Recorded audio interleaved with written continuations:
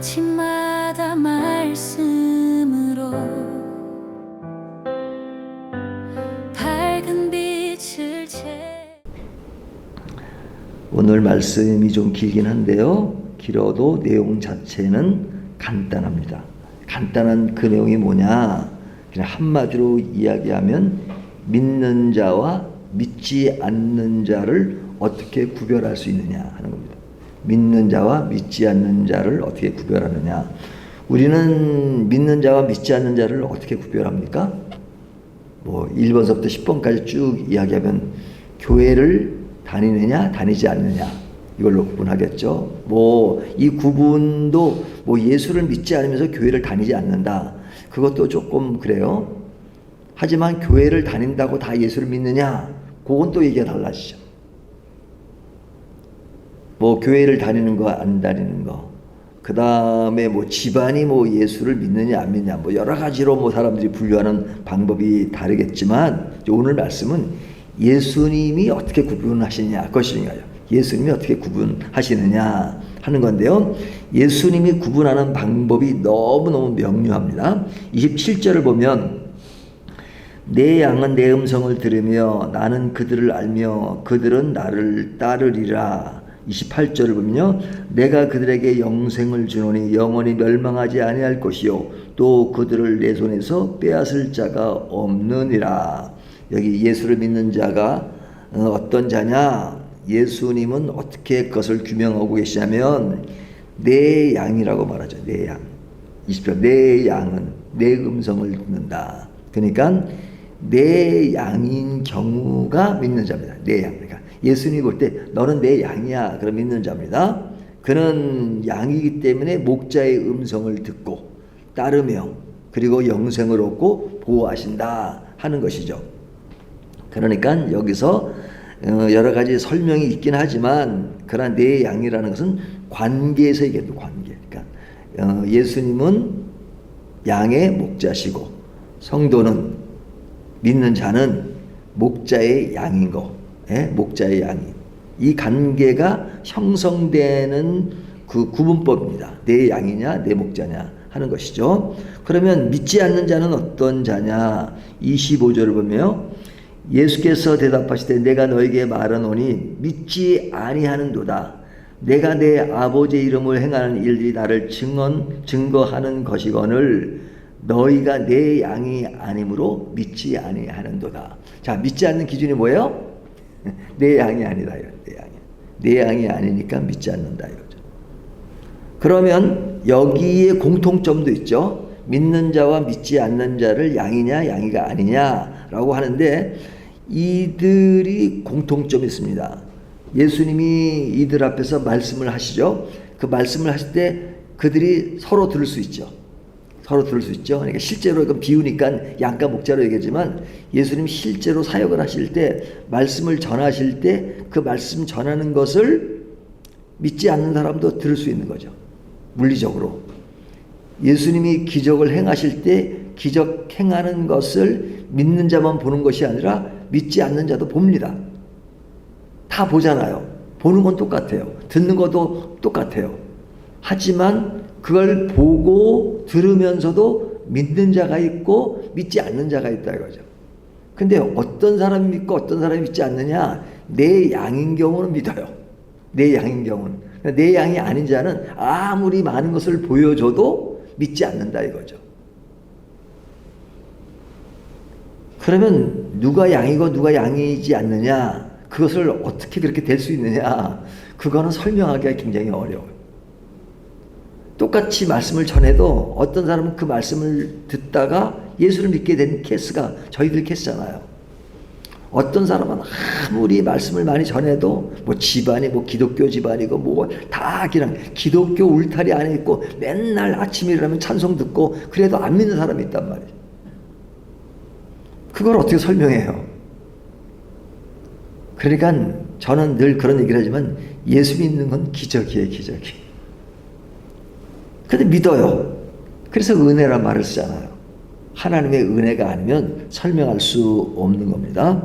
그러면 오늘 본문에서 믿지 않는 자의 태도가 어떠냐? 31절을 보면요, 유대인들이 다시 돌을 들어 치려 하거늘 32절 예수께서 대답하시되 내가 아버지로 말미암아 여러 가지 선한 일로 너희에게 보였거늘 그 중에 어떤 일로 나를 돌로 치려 하느냐. 지금 유대인들이 돌로 치려 하죠. 근데 예수님은 여러 가지 선한 일로 너에게 보였다 하는 겁니다.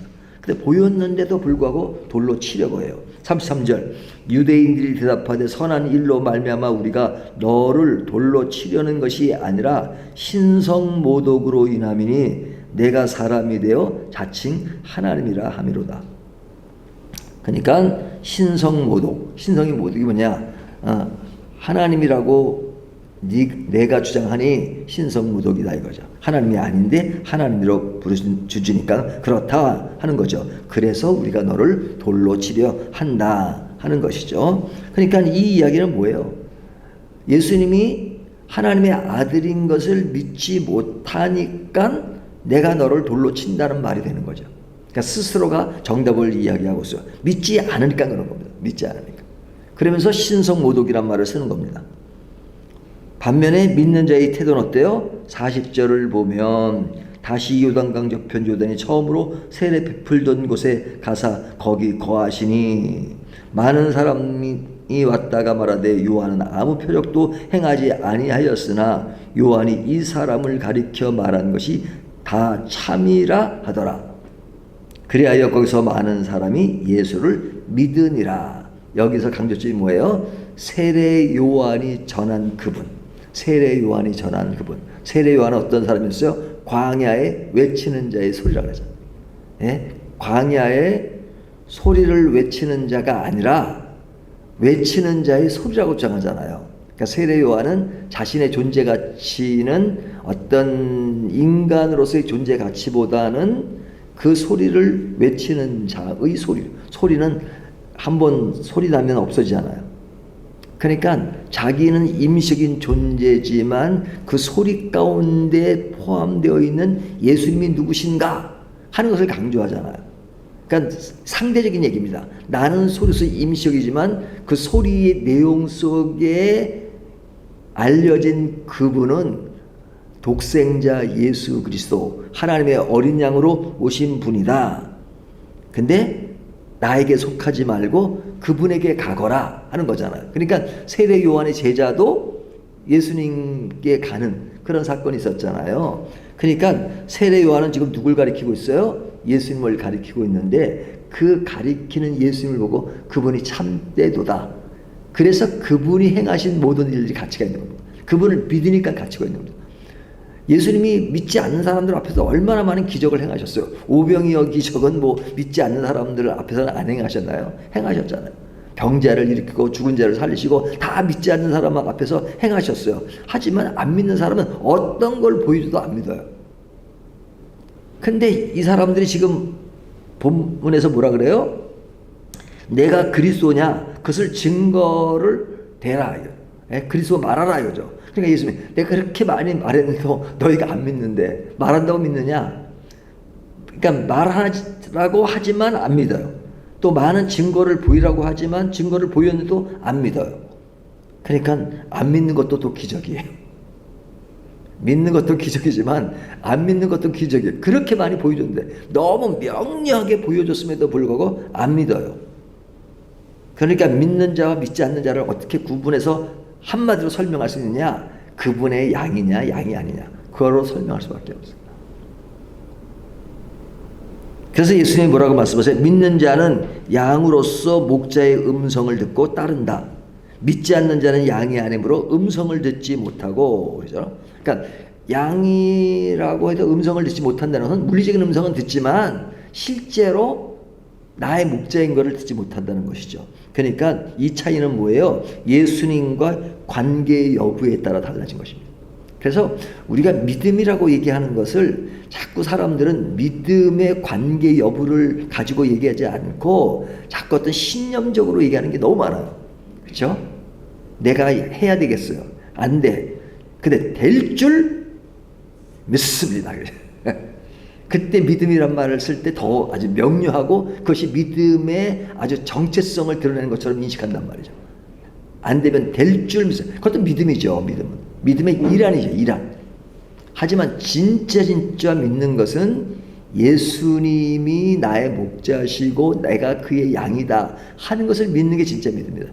그런 가운데서 실제 생활 가운데 행해지는 것은 양이 목자를 믿으니까 당연히 따르고 그가 하신 것을 믿고 그리고 모든 것이 그분 안에 있다는 걸 당연히 믿죠.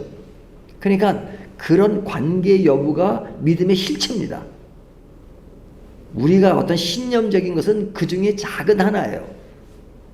근데 그런 신념은 가지고 있지만 실제로 예수님을 믿지 않는 것 있을 수가 있잖아요. 그러니까 예수님이 하신 일 좋아하고 또 나에게 뭘 주셨는가를 좋아하고 그런 것만 좋아하면서 예수를 믿는다고 말할 때가 있잖아요. 그건 실제로는 제대로 믿는 게 아니다. 예수님 자신을 믿는 겁니다. 예수님 그분 자신을 믿는 겁니다. 그러면 그분이 하신 것은 다 믿는 거예요. 하지만 그분 자신의 관심이 아니라 그분이 나에게 유익을 준 것이 뭐냐 그것만 셀렉트 해가지고 듣는 것은 그건 참된 믿음이 아니에요. 그러니까 오늘 믿음의 문제는 너무너무 명료해요. 그분의 양이냐 양이 아니냐 그것을 지금 이렇게 설명하고 있는 겁니다.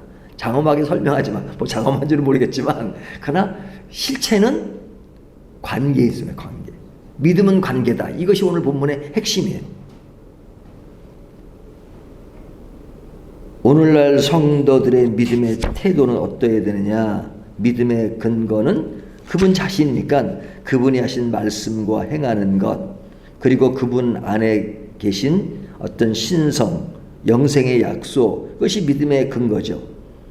하지만 믿지 않는 사람은 그렇지 않아요. 그렇기 때문에 오늘 말씀은 그분에 대한 관계 속에서 이해를 하지만 또 그러지 않는 양에 대해서 우리가 어떤 자세를 취해야 되는가 하는 것도 간접적으로 표현되고 있죠.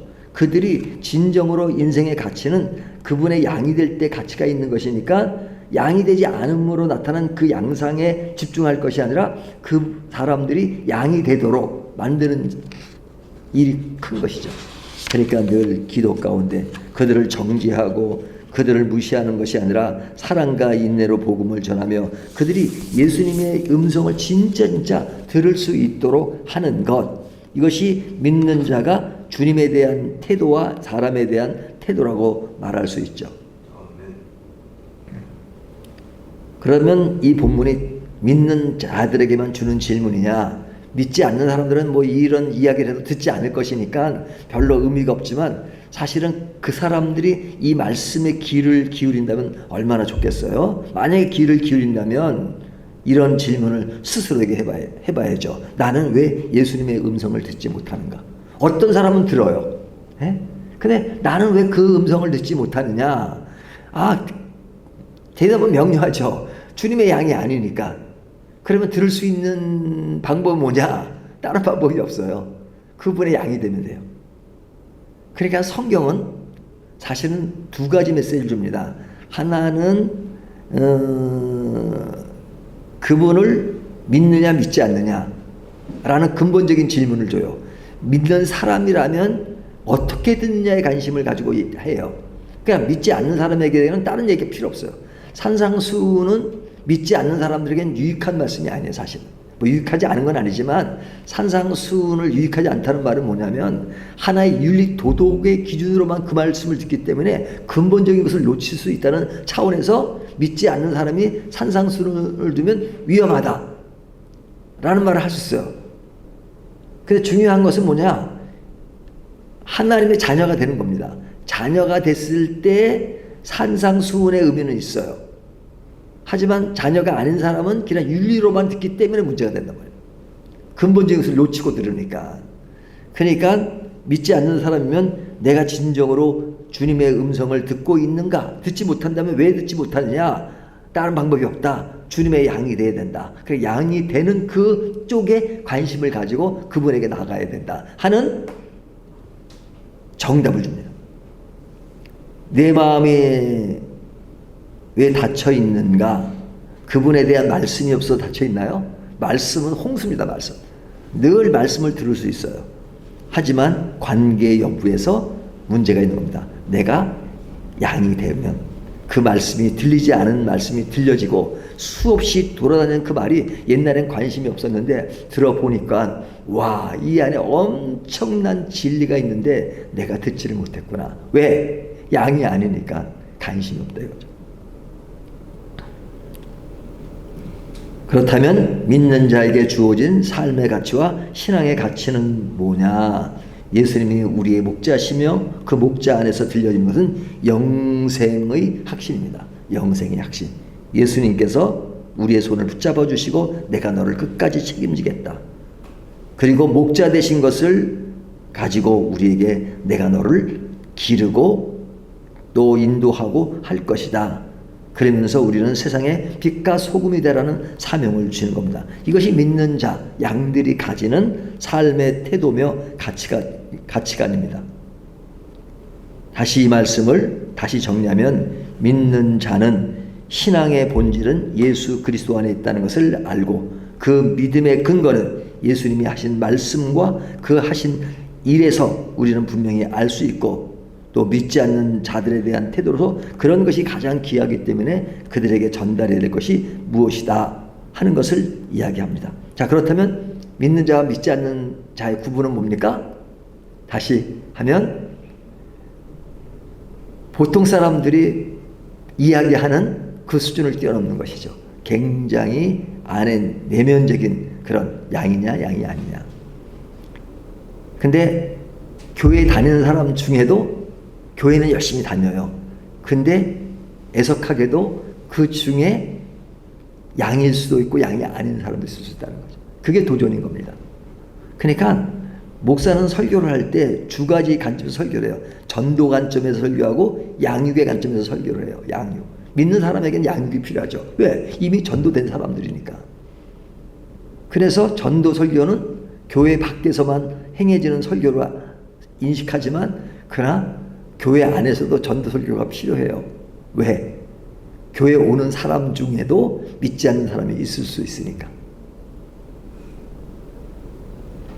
어떤 부흥사가 그런 말 합니다. 양을 키울 때도요, 양만 키우면 안 된대요. 염소를 10마리 중에 한 마리는 염소를 이렇게 둬야 된대요. 왜 염소를 둬야 되냐? 양들은 자기네끼리 그냥 모르니까 뭉쳐있고 막 그러니까 전염병이 돌면 그냥 더 빨리 죽는데요. 그러니까 염소가 그럴 때 이렇게 해지고 틀어놔야 된대. 그러니까 하나님이 그런 관점에서 교회 안에도 염소를 두신 거 아니냐? 뭐 그런 말들을 하는데 글쎄 맞는 말인지는 모르겠어요. 하지만 그 얘기는 또 다르게 말하면 교회 안에도 염소가 있다는 거잖아요. 염소가 있다는 거잖아요. 그러니까 염소에게는 전도의 메시지가 필요한 것이죠. 그렇다면 이 말씀은 굉장히 큰 도전입니다. 오늘 이 말씀을 가지고 우리는 양으로서 그런 신실한 길을 함께 걸어가는 저와 여러분이 되시기를 주님의 이름으로 축원합니다.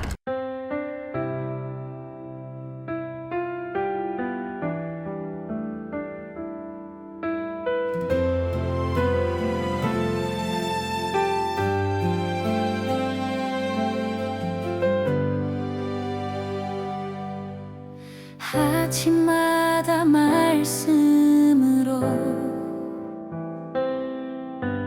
밝은 빛을 채우네.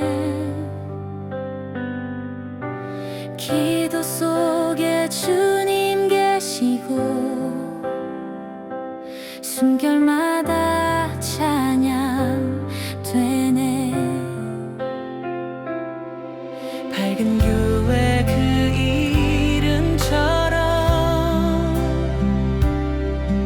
세상 속에 예배하리. 그